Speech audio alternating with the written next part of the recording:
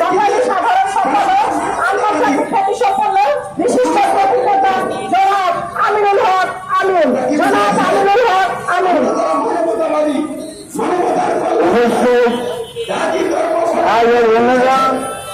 সাংবাদিক বন্ধুগণ, আমাদের আজকে এই কর্মসূচিতে সভাপতিত্ব করছেন আমাদের ফেডারেশনের সংগ্রামী সভাপতি জনাব রফিকুল ইসলাম বাবুল।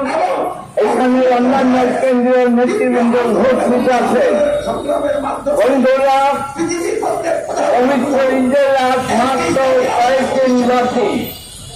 ইতিমধ্যে সারা দেশে 1 কোটি প্রায় 1 কোটি দোকান কর্মচারী তাদের কাজ করার কথা দৈনিক 8 ঘন্টা।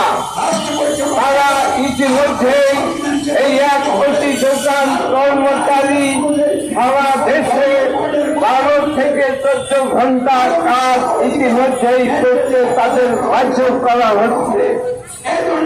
ঈদ যত ঘনিয়ে আসবে তাদের কাজের 16 ঘন্টা এই 12-14 থেকে বাড়তে বাড়তে 16, 17, 18, 19 অথবা ঈদের আগে দেখা যাবে এরা কাজ করছে 20 ঘন্টা বা 21 ঘন্টা।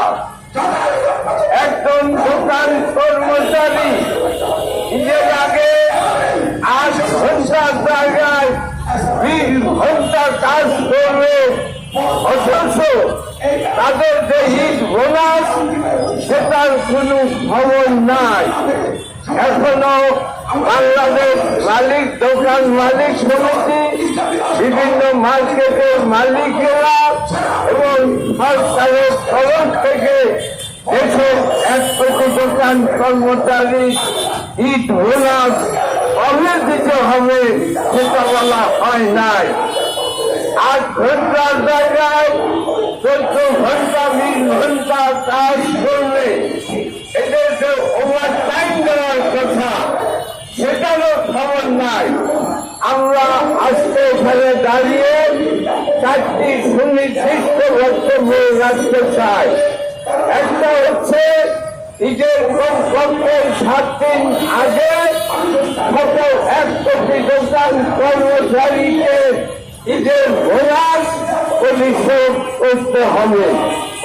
আমাদের দ্বিতীয় দাবি, এই 8 ঘন্টার জায়গায় 14, 16, 18, 20 ঘন্টা যে কাজ করানো হচ্ছে তাদের অতিরিক্ত কাজের জন্য ওভার টাইম ভাতা দিতে হবে।